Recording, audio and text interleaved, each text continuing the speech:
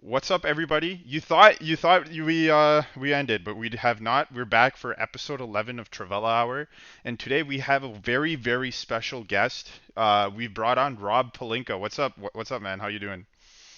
Hey, we can't be trading those first round picks anymore. These seventh graders and sixth graders are going to be the future of the franchise. There we go, man. No, no, but seriously, we brought on CS. We've been meaning to do it for a long time here. But like finally we were able to bring him on, and it was kind of last second, so cool. I guess like we'll just ask like some intro questions like we've always asked everyone else. I guess the three questions are when did you start following Real Madrid, and or I guess only two questions. When did you start following Real Madrid, and what's your favorite Real Madrid moment ever? So I really started following football in Real Madrid. I think it was after the 2010 World Cup.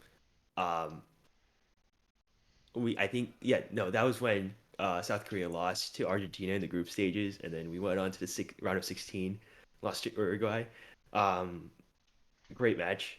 It was actually a great match, but then like I just I guess I don't even know how to explain it very well, but it's just I just found like a pretty good club to follow around. I don't know if it's like a good club, because back then like it was just Barca domination for the entire time. But no, I just saw Jose Mourinho, saw Cristiano, and it's like okay, I should probably pick a team, and yeah, I've been following ever since.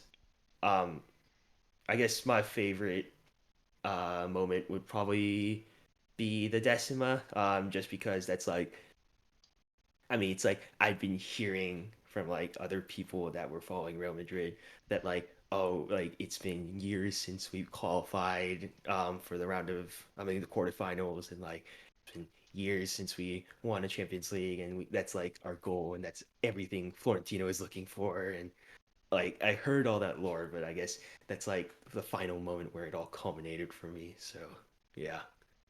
Nice. Yeah, I think a lot of people have like similar timelines to you that we brought on or are in the server.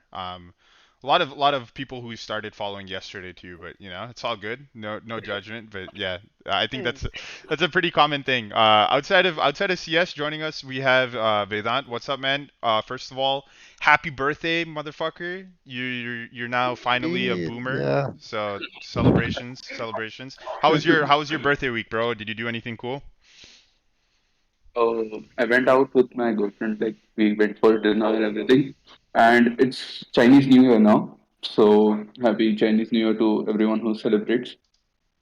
And yeah, so we'll be going out today. Like in Kolkata, they have a lot of Chinese traditions. There are cool few hip places here. So we'll be going out today and checking those out. So yeah, Nice, that's nice. it from me. Good to hear, man. Well, yeah, happy. Wait, do they have YouTube in China? Do they have like some weird social media shit over there? Something like that? They got TikTok, bro. Yeah, totally. Shit. Um, Crazy. Damn. but yeah, happy Chinese New Year to anyone celebrating. Good call out there, Vedant. Glad to hear that your birthday week's going good. And then we have a guy who left a server. Don't get us canceled, bro. Nothing to talk about that. Wait, what server are you talking about? but what's up, Jorge, man? How you been? How was your I guess holidays? We haven't spoken since then. How was everything? Oh, good, bro. Went on a vacation. Had a 2 week rest from work and pretty chill, honestly. Um, Not a lot of drinking, a lot of eating, but now we're back on a diet and putting some exercise on and trying to lose some weight, bro. Hell It yeah, is bro. what it is. New Year's resolution. Let's get it. Fuck yeah.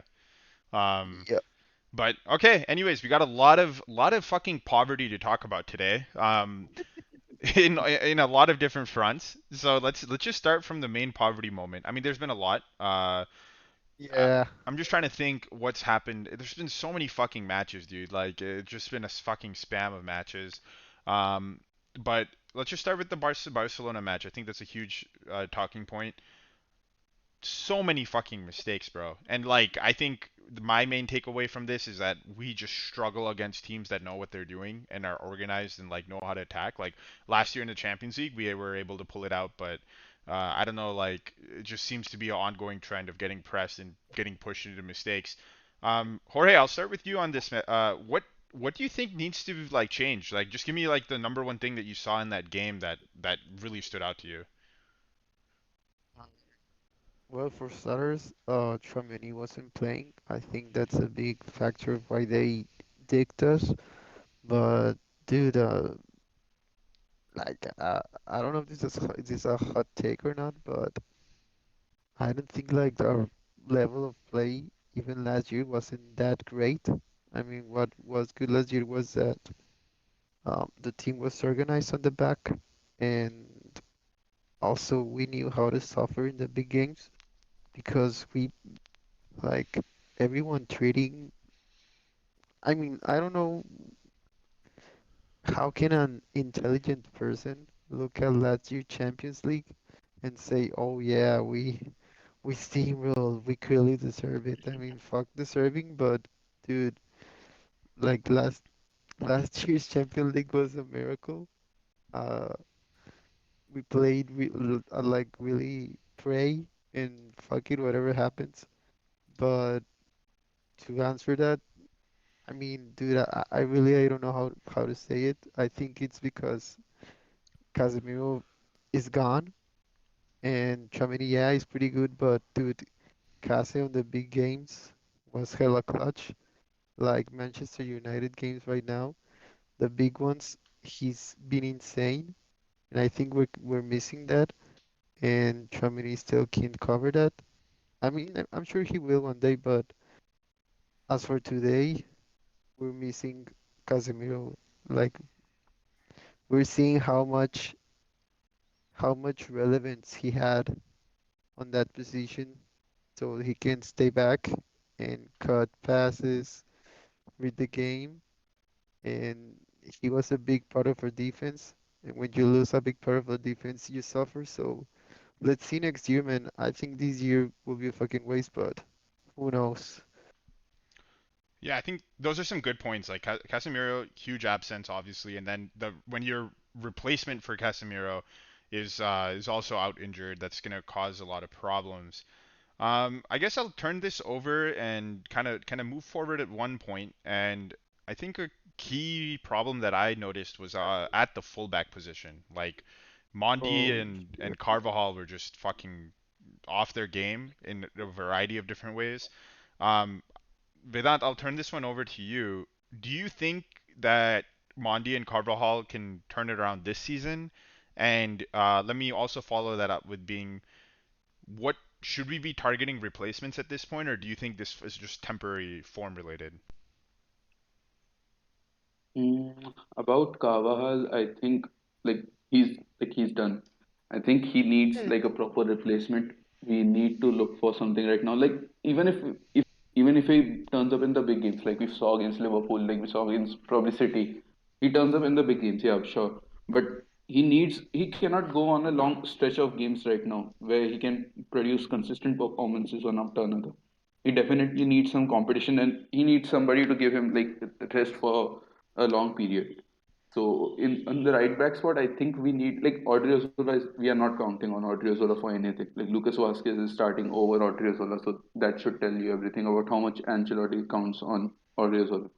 So and when Lucas Vasquez is injured, so who do we have next? Like people are calling for Vinicius Tobias, but Vinicius Tobias has barely played with the first team, and showing him in between such a difficult string of games with no information about the tactics or anything, like that's the best option we have right now, other than Odriozola. So yeah, I think we need to look at other options in the market, especially in the January window. I thought club would sign, but they didn't, obviously, and I don't think they will now. Is the window closed? No, right? No, Window is January still open, right? January 31st, I think, is the last day. 31st, yeah. yeah, But I don't think they are going to sign anybody. Like yeah, as per no. the sources and as the news are coming out of the club, like our team is done for the season now. It's locked and loaded. So yeah, on the left back spot, I think Mondi can turn this around still. Like he has the tools. He's shown us in the past. But we know what his issues are. Like we know how he plays, and it's been like this all the time. So he's great defensive left back, but his attack is like nothing. And so Vinicius has to do everything on that wing on his own. So when our midfield is not performing, when Modric is not there, when Cruz is not at his level, our attack tanks a lot. So if we need somebody else to support in our attack, we need a different option. And Alaba at left back is not that option. Like Alaba is now a proper centre back, does not have the age or the legs to play at left back or it's and centre back, like switch in between. It creates chaos in our defense totally. So I think we need proper fullback competition for both of these, Monty and Carvalho. Yeah, I think those are good points. Lot of people had similar things to say there. I guess CS, I'll turn it over to you. I don't know if you watched our last game, but we had Nacho out wide, and then Militao, Rudiger in the middle, Mondi at the left, and looked a little better. I think they were a little bit better in those 1v1 sequences. Do you think Nacho could be a stopgap there because he seems to have a little bit more legs? What are your thoughts on that, CS? I mean, like Nacho has been like a stopgap guy for a lot of time. I mean, he was crucial for our run last season in the Champions League, but um, like a lot of this, I guess, is probably especially like Carvajal, like after he got like smoked by Balde, uh, that was a sight. But like I think that a lot of that does have to do with like just Carvajal, like his body wearing down. Um, like he's had noted issues over the last couple of years, and obviously he's not getting any younger. Um, and he wasn't even like really fit to play that game as well. So like it was definitely an area of concern going into the game, and obviously it was exposed during that game. I think like for now, especially when like our squad is like in such terrible post World Cup form, like you should definitely look at um, trying other options like Nacho playing a stopgap role there. But um, yeah, I guess that really is one of our better options we have, which is definitely limiting. Yeah, it's limiting going forward, but like I think at the same time, just like how Mondi isn't perfect, at least he fills the right spaces, right? Like he knows what runs to make and he has the body and fucking age to be able to make them. Nacho is older, but like since he played less minutes, I think his legs are really fresh. So that was very apparent to me. He's just way fresher than LV and Carva can what they can bring there. So that's something that stood out to me. I guess from the flip side, man, this is kind of scary times because two teams like Jorge always says, both teams play the game, and what Barca did was impressive. Like, yeah, we played a shit game, but like they were doing some really nice things with their counter pressing and whatnot. Jorge, I'll turn it back to you, man. What are your thoughts on this Gavi Pedri duo, and like how worried should we be as Real Madrid fans looking at the future here? Um, I think we're gonna be pretty worried. They're pretty good. They're pretty young. Um, I think that also like I also Ansu Fati, if he stays healthy, he's pretty decent too. He can damage any team in the world. But dude, I think Pedri is 20 or 21 and Gavi's 19. Am I correct? Yes, that you got it right. Yeah, that's crazy. Yeah, I mean, I don't think they're gonna be another Xavi, Iniesta or some shit like that, but dude, they're pretty good.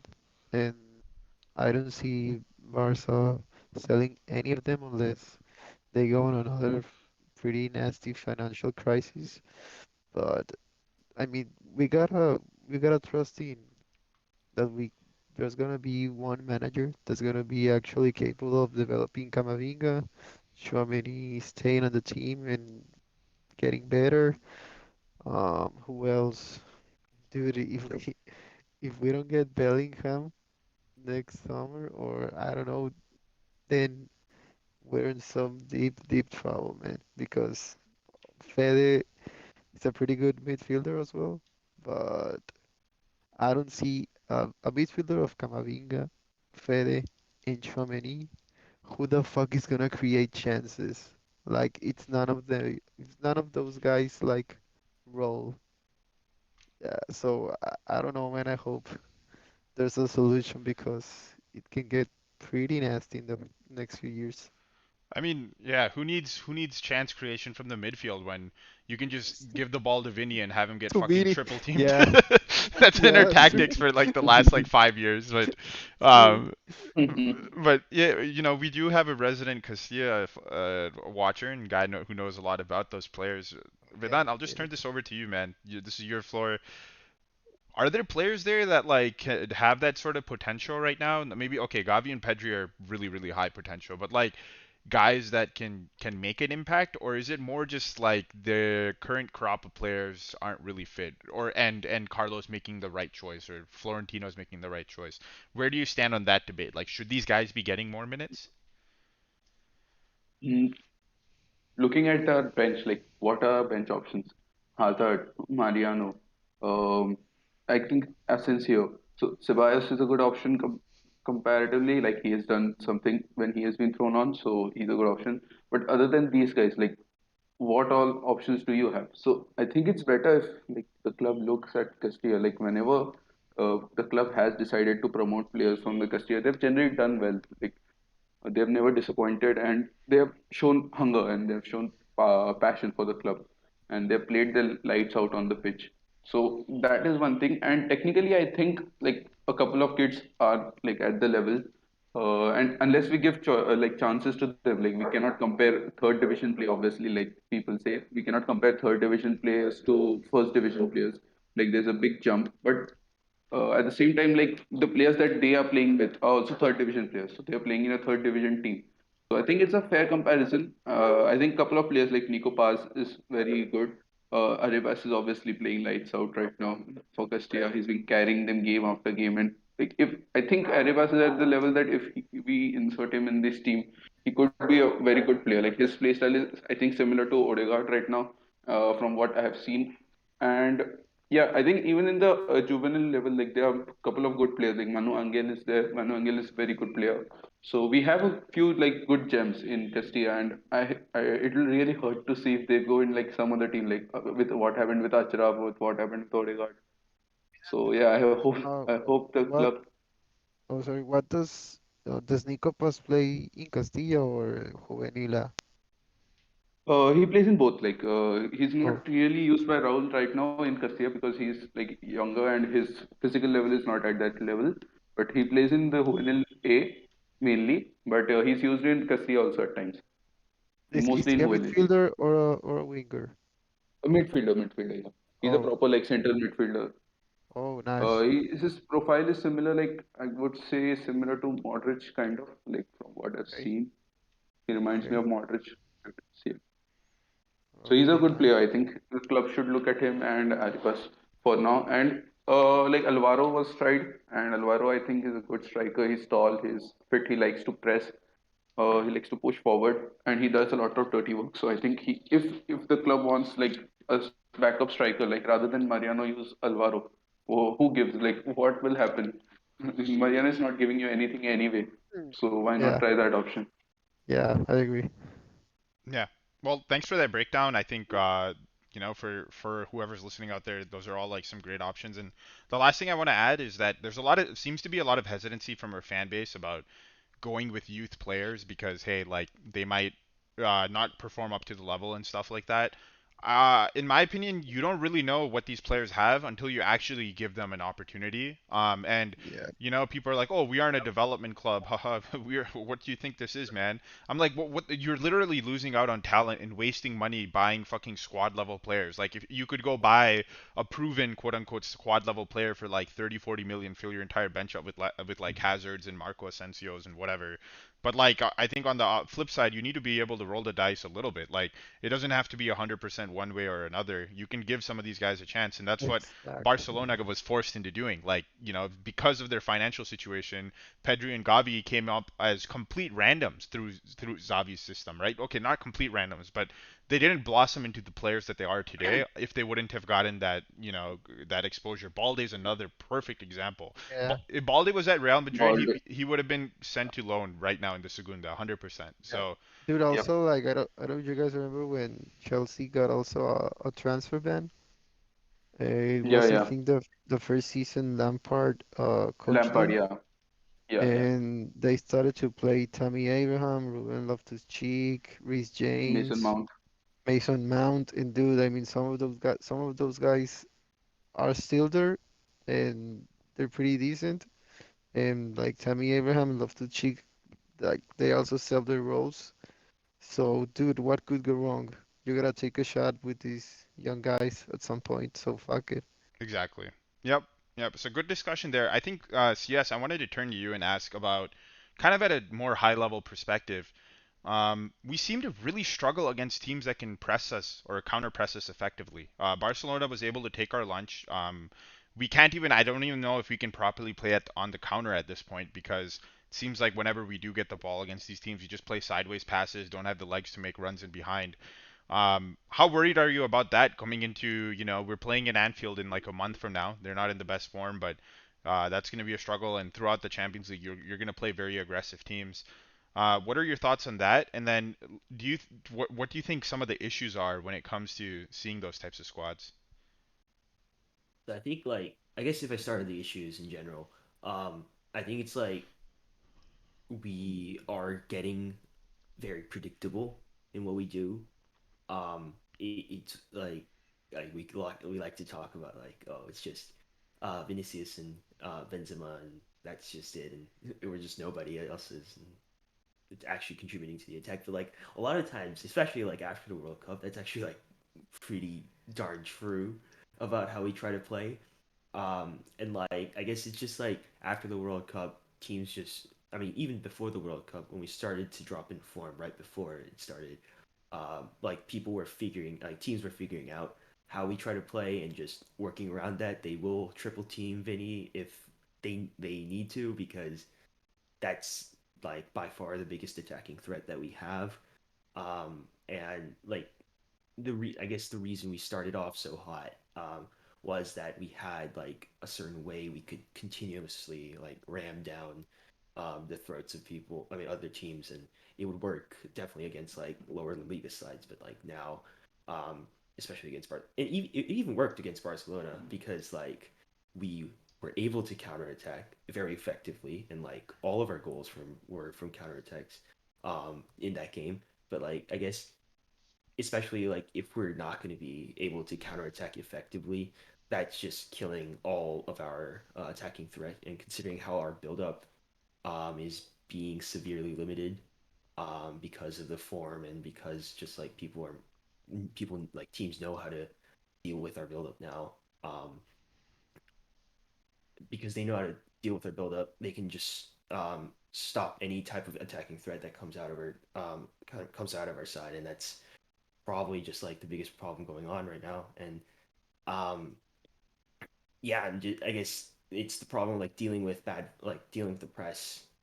We don't really press. They definitely know that um, we can't. Have problems with dealing with our press, and now that like we went against one of the most aggressive pressing teams in the world, which is Barcelona right now, and we're going against another one at Anfield. There's definitely some worry about that, I guess. Yeah, I'm pretty fucking worried myself. I completely agree with you. This team fucking like doesn't even know who they are really. There's no like sense of organization. Like if you think about it, Modric and Cruz like in theory should be the two most unpressable motherfuckers in the on the planet, right? But at the same time, they just don't even like their teammates around them don't use them properly. Like if I was Mondi or Rudiger, if I got the ball and like I was just even 10% doubtful that I'm going to lose it, you have Cruz standing 5 meters in front of you. Just fucking play him the ball and he's going to do something, you know? Like, it's absolutely ridiculous that our defense is making this many mistakes on ball. And then, lastly, there's no threats in behind. The other team knows Vinicius is the one guy who can actually make a run in behind us. Let's just fucking send three guys at him if it happens, and no one's going to be on the opposite flank to punish us. Not even opposite flank, but Benzema himself is a lot of times he's more of a guy who in counterattacks at his current age is going to drop back, collect the ball, and play someone forward.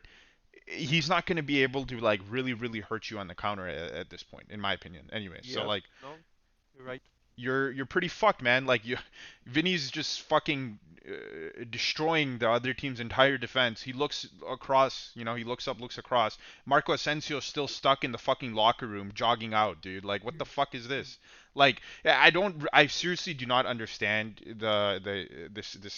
this team, the setup at all. We got lucky in the Champions League. That's the fucking truth. Um, and that shit is not sustainable at all. And now we're really, really, really seeing the impact of that. I don't think we'll have a bad season. I think we can go to Liverpool and play a really out of form team and somehow win. And then I don't know what happens from there, but it's not looking good on both sides right now. I think that kind of brings me to my next point. And we've talked about the fullbacks. We talked about some of the things that went bad for us. What are your guys' thoughts on Rudiger? I think when we brought him in, and if I could be wrong, some of you might disagree with me, but when we brought him in, I think he was one of the most hyped like signings that we've had in a while because he was such a class center back at Chelsea, such a great ball player in the air, defending, etc. Um, Jorge, I'll start with you on this, man. What are your thoughts on Rudiger? Do you think he's like what's going on with him? Because he's clearly not reaching the level that he was at last season. Yeah, but also, first of all, I agree. Some people were saying that, oh, we signed the best center back in the world, and I was like, okay. I think you're exaggerating a bit, but okay. I mean, he's pretty good. He's well class, but dude, at this point, I thought that we were gonna play Alava's left back and him starting that Alava spot. And I mean, I won't say he has been bad, but I think he has been kind of mid. Like he reminds me of when he was at Roma. He was pretty uh irregular. He had these kind of like trash games, and he had some decent games. So, but also, I mean, how many games has he played like all season? He's starting some games. He's been on the bench, so I won't say it's not fair to judge him because when he plays, he gotta perform, but he's pretty much a bench player. Like, let's be real.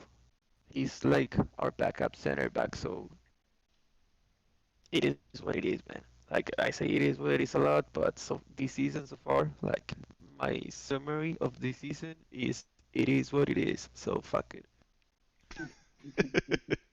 Oh man, yeah. I guess you're right. Yeah, I thought he was gonna come in and at least properly challenge Militao and Alaba, but so far not really been the case. Other position that's been weird. I mean, we had a good start to the season there, but like now it's starting to revert back to a lot of issues, and that's our right wing. Vedant, how do you feel about it? Do you think that we should be making a signing this summer there, or are you team stick with Rodrygo, Fede Valverde? I guess we do have some options, but what do you think about that right flank right now? I mean, if we stick with what we have, we'll keep on playing like this. Like, and also in the transfer market, like, what are the options that we have? Like, who are the players available? I guess Chiesa will be available now that Juventus are in the Oh, shit. So yeah, if we get Chiesa, it could be like a really good signing for us. Like Chiesa will destroy, along with Vinny and Chiesa, like on the opposite flanks, we could pretty much destroy teams. So like he's an option, but right now there's like a dearth in the market for like natural right wingers. So like if like that's why I was excited when I came to know that Dembele might not sign for Barca, but he went ahead and signed a contract with them. But yeah, like who are the like right wingers that Real Madrid could sign for right wing level player? You would have to sign some youngster and then develop him again and hope that he matches the level. And I don't know if we have the time for that right now, the way the season is going and everything. So right now we have to stick with what we have, and hopefully, if we sign, who, in 2024, probably if we throw him on the right wing, maybe something happens. But right now no, the options are looking tough. that's not happening. No way. But I don't see what that. else options do we have? Like Vinicius won't go on the right wing if he No, comes. I agree, but Maybe like Mbappe at the right, dude, that's I don't see that happening. so then maybe go to a 4-4-2 probably. That's the best. And probably. Valverde will keep playing right wing back, right back, whatever the fuck he plays, and we'll play this formation only. Oh man, it's such ugly football though. I fucking hate Yeah. it. Cause our team is just not really built for it. Like I think if you play CTV, and in that way, like Kamavinga can actually play left mid properly in that situation. But like when Cruz goes out there, it's just like you're just putting him in a vulnerable position, bro. Like it's like when like the fucking CS knows, bro. It's like when the Lakers just run that like fucking Pat Bev like fucking Schroeder lineup or whatever and like just get Mm. fucked. That's basically I feel like that's Oof. the equivalent of that shit, you know? It's just it's not good. I don't know what to do at the right wing. You did bring up a good point where it's like there's no one fucking available. I think Mahrez is coming off of his contract, but like our club won't sign anyone above the age of 22 Yeah, anyways. that's bullshit. Like, Um, fuck. so Dude, yeah, like, I don't know. sorry, like right now, like you gotta play. I don't know why they aren't playing Arribas. I mean, they're like, oh, he's too young. He's gonna build up. Dude, he's 22. Like, he's not young anymore. Like, if he doesn't have like first division minutes, it's the fucking team's fault. So they gotta fucking play him. You gotta fucking play with what you have available. So I don't get it. There's a lot of decisions this season that I really don't get. So yeah. Yeah, I guess that kind of goes into more of the squad depth type of talk. CS, I'll turn it over to you, man. What do you think like about our squad depth as a whole, and like what do you think are the key areas that we should be improving this off season? We've addressed some of them already, but like let's say you had like a list of like 3, 4 positions or whatever amount. What type of signings would you want this off season? I mean, I feel like this. I mean, I feel like the fullbacks, obviously, like it's been an area where it's been like beaten down so hard. Like whenever I go into like any channel, we're just talking about like fullbacks.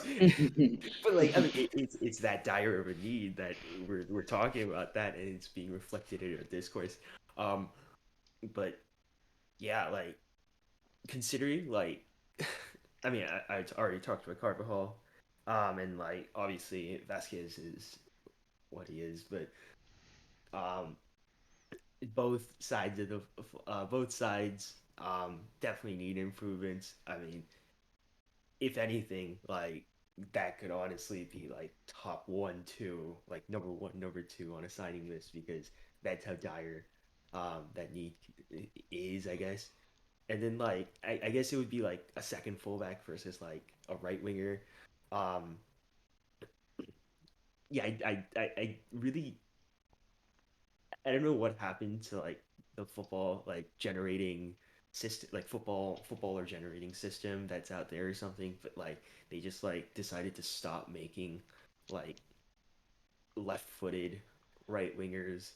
Um, apparently because like we're harping on a right-footed Chiesa right now. But yeah, I guess that would be the other one, and like I guess the last one would be the backup striker that we were harping up over all summer, but we still can't. We couldn't get anything over that as well. I mean, I feel like because we haven't signed anyone, the discourse is like so stagnant. I'm hearing the exact same things that we heard. Like I saw like Jekko stuff like yesterday, and we were talking about Jekko like in August and in July as well. And like yeah, he's aged pretty well.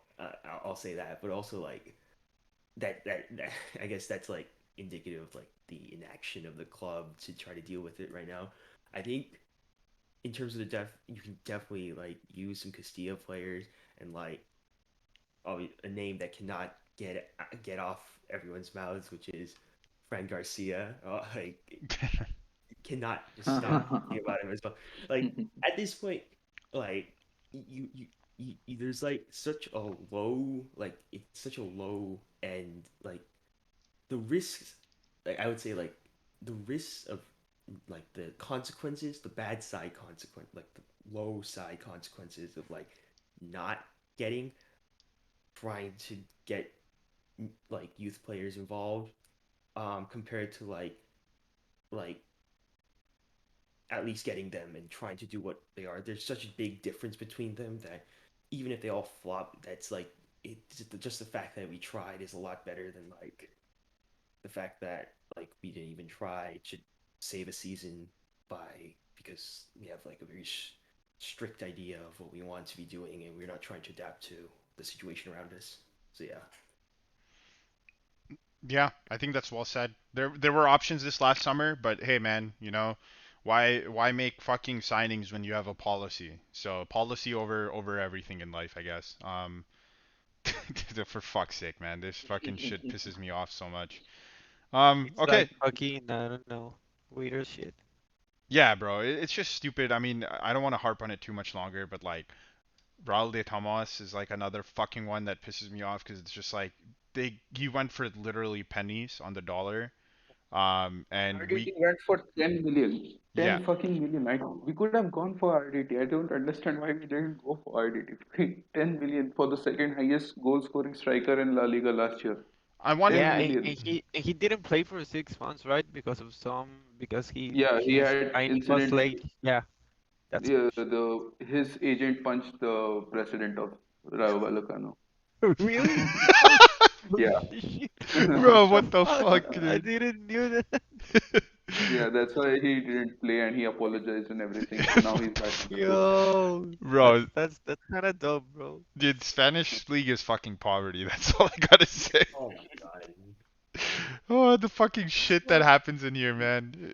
Well, So opera shit. dude, okay, so like people are like, "Oh, Raul de Tomas doesn't want to be a backup for Real Madrid." I'm just like, dude, shut the fuck up. Like, what do you like?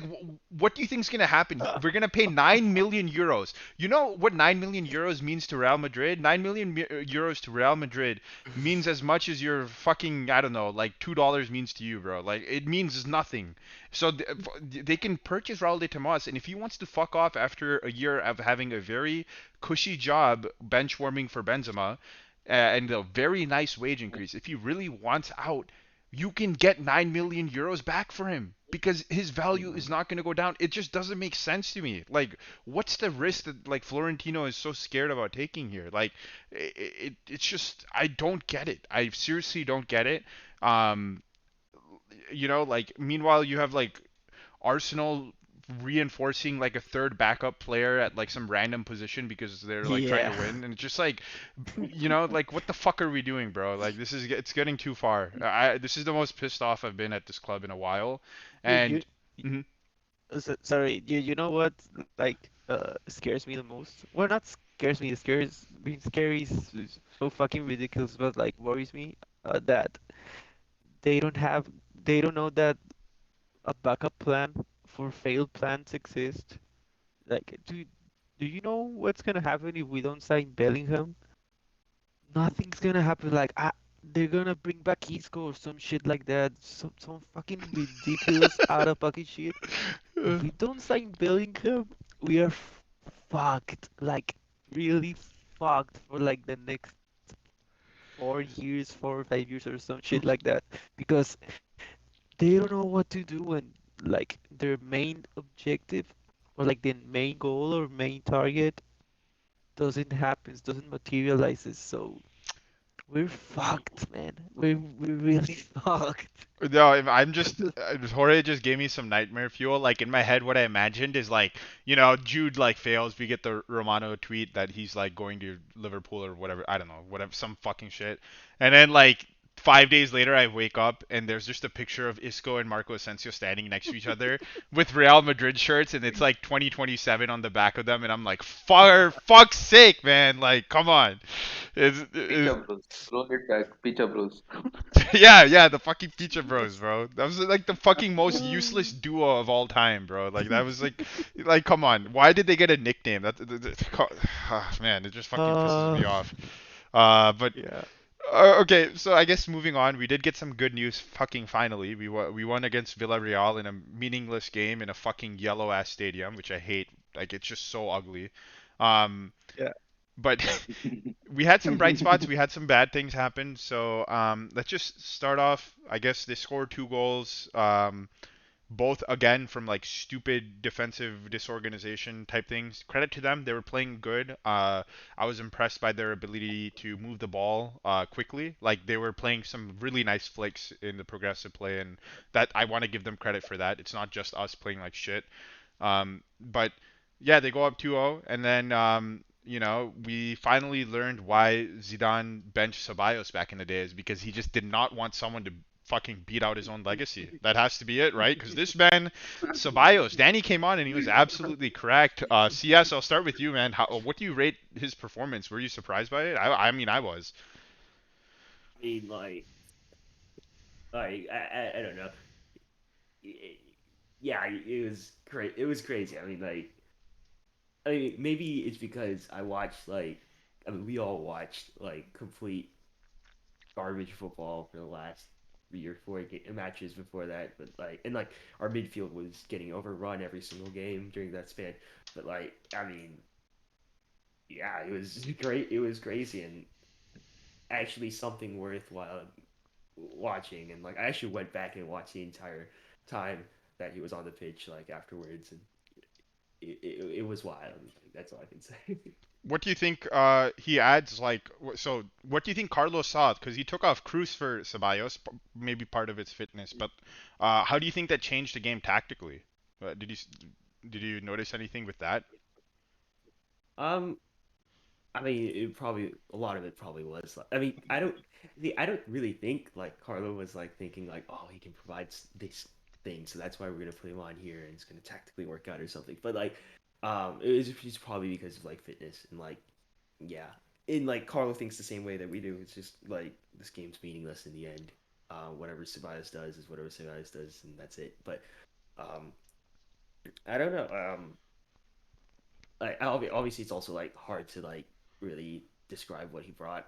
I mean, he did just provide a lot more energy. It's one thing, but also um, it's I mean it's also hard to see just in the minutes he played. But yeah, just a lot of energy. And he played well. I guess that's the best way I can put it. Yeah, yeah, true. Another impact sub in that game. Surprisingly, we had fucking slow man come in, at around the same exact time, 56th minute, for Rodrygo. And Marco had himself a really nice game. He was picking the ball up into spaces. I think he helped us against their uh, midfield a bit, and for once he proved that he has adequate squad depth, I guess, for for like 30 minutes. But that kind of leads me into the next big point here: Rodrygo versus Carlo. Vedant, do you think are you reading into this at all? Like I personally am not, but your thoughts on that entire spat that they had? No, like we have seen players get angry whenever they have been substituted. Like it's been so many years. Players get angry when they get substituted, and it's natural. Like they are aggressive, they are fighting for the position. We need that type of fighting spirit in the team actually. So I enjoyed a bit. I enjoyed it a bit. Like every time some player wants to come on, like if Carlo wants to make a sub attacking wise, he removes Rodrigo. That is a common trend. Like even if when Benzema is having an off game or Vinicius is having an off game, it doesn't matter. He always picks out Rodrigo first. So I think it's like a little bit correct. Like he will get pissed even if he's having a good game. Like if you sub him off. So I'm not reading too much into him. I think they'll resolve that issue. Like Carlo Ancelotti's biggest strength is his like power over the locker room. Like he'll not lose his locker room. I don't think so. Especially after what happened last season, these players have a good bond with him. So yeah, I'm not too worried about that. Yeah, likewise.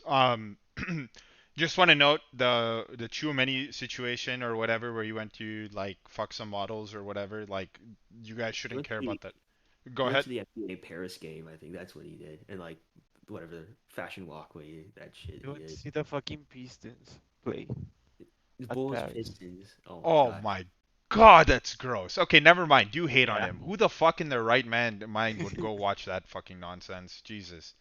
I mean, it would have made sense 20 years ago, 30, 25 years ago when Jordan was Yeah, around. but nah, Yeah, yeah, yeah. Nah. that's bullshit. You got to watch Isaiah Stewart and Jaden Ivy. Oh, that just fucking vomited in my mouth. Okay, never mind. I was gonna go into this segment being like, yeah, dude, Chouameni, like, why are you guys hating on him? Do not hate on him for taking his vacation, but do hate on him for going to watch such a shit match. Jesus, man. Yeah. In Wait, Paris can, too. can But we can I go back to the I think it's the Camavinga cross shit in Ceballos of the Villareal game. Yeah, yeah, go for it, man. I think it's because first of all, Ancelotti since the 14-15 season, I mean, he started to play cross as a CDM, but he played it in that position because there was no one else. So I understand that. But now having Camavinga healthy and like also starting Camavinga with cross, he's playing cross as a CDM over Camavinga, and it's pretty clear that Kroos isn't a CDM and that when he plays in that position, he lacks something, and his weakness are pretty evident. So I think in the VRL game, what happened is Camavinga took a step back. He started playing as a five as a CDM. Ceballos started to play kind of more up front, and Fede just took on the other flank of the midfield. And with Ceballos energy, like Caesar said, and I mean, I've always rated Ceballos, so I was impressed that he carried along Vini. That it really impressed me, but what didn't impress me was that like the shit he did, his ability. I always know he has been this good, so it's really it's good news that he carried that much. I hope he starts to play better because we really have no options on the bench. I always share with the guys on the podcast server like the tweets of the reactions of people when they see our bench warming up, and they're pretty like doomsday reactions. So I mean, and they're accurate because we have no bench. So as long as Ceballos is playing good, Asensio is not being fucking useless. Well, I maybe not everything is bad news at the moment. So let's see how much this moment for both of them lasts. Yeah. I think that's a really nice analysis. I think going off your point about Kama as a six or CDM, Five. Yeah. five, yeah, he can really do a lot of nice work there. I think it kind of reminded me a little bit of like a Frankie De Jong type of player, Yeah. different in his way, but like he's so much different than most other CDMs where he's super dangerous on the dribble. So like as soon as he Yeah. got the ball, he could just do some crazy dribbling and progress by himself. So I, I that's don't know pretty if you cool. remember Fernando Redondo Yeah, yeah, yeah, yeah. or using he. I think he can be that guy. I mean, he can be a player like him. I mean, he was a CDM and he dribbled, he made good passes, he had the great vision, and he didn't have the speed Camavinga has, but I mean, if Camavinga is developed correctly, I think he can become a player like him. And Fernando Redondo was, for all you like 10-year-olds that don't know him, search highlights of him on YouTube. He was a beast, and I think Camavinga can become something like that if he's developed correctly. Yeah, Redondo was different. Sorry, go ahead. Cut you Yeah. off there. I've actually watched a lot of stuff on him.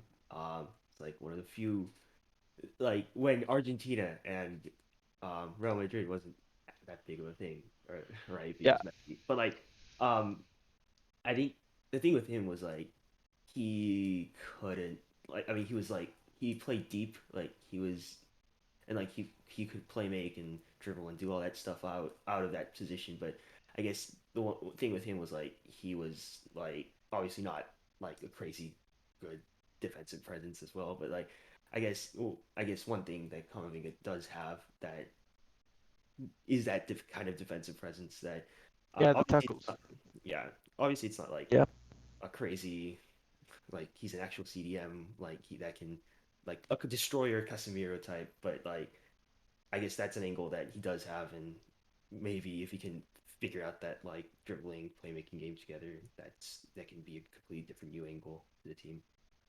Yep. Yeah, yeah. I think again, spot on analysis. So that covers the Villarreal match. I think we covered a lot of good stuff in this one. Um, I guess going with the trend of the show, I guess to finish off here, unless someone else has something else to bring up, what's one Did change? you Oh, go ahead.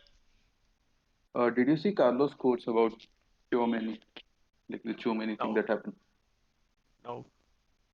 So Carlos said that Chouameni committed a mistake and he has apologized for what he said, what he did, Uh, no, dude. and Like, like if he really wants to apologize for going to Paris and watching the fucking Pistons instead of his team, he's gonna have to end world hunger or some shit like that because no apology is like good enough for that. Win us a Champions League and I'll think about it, bro. That's all I gotta say. Yeah, think about it. Think about it. But yeah, I guess you end the show here. What's one change that you want to see more of, or like something that you want to see more of for the from now until the end of the year? I'll go first. I want to see more Nacho at right back. He can actually run, unlike our other options there. Vedant, I'll kick it over to you. What do you want to see, man? more Castilla players in the first team. But I think that might be tough because Castilla themselves are in a tough spot right now with the qualification and everything. Oh yeah, shout out Castilla, man. Hopefully they fucking make it. But yeah, that's true. Jorge, how Like about you, bro? Oh, go ahead. Yeah, go ahead. right now they are like 2 points off the top, and like the first place gets automatic qualification, and the rest of them go into a playoff.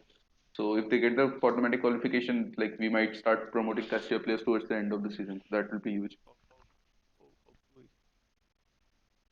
Nice, nice. Okay. Jorge, how about you, man? What do you want to see? Um, honestly, I have no hopes for the rest of the season. I hope we beat Liverpool. I hope we compete till the end of La Liga. Um, I hope we win the Club World Cup because that isn't a given anymore. Um, and oh yeah, well, I agree with Vedant. I want to see more of the Castilla kids play with the first team because we don't have options on the bench. So yeah, I mean, any of the help we can get, Carlo, Carlo gotta use it. No Ceballos love, bro. I thought I was I. Oh no, yeah, but like fucking dude, we only have on the bench like useful players, Ceballos, Asensio times, and that's it. Okay, Rodrygo, true, but when he plays on the right, I'm sorry, but he's fucking useless. So yeah, I said it. Rodrygo on the right isn't good. So no, we're lacking, bro.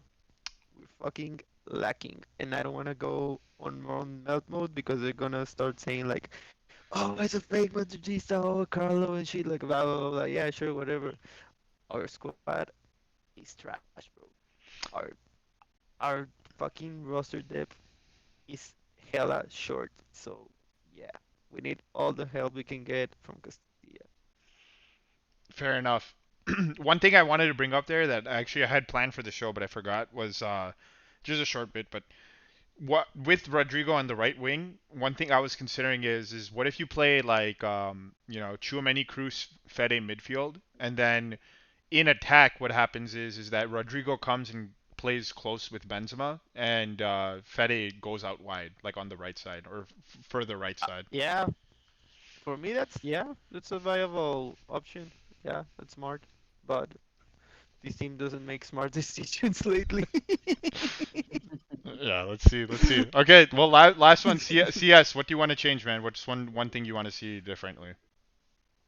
I mean, I guess it's like more.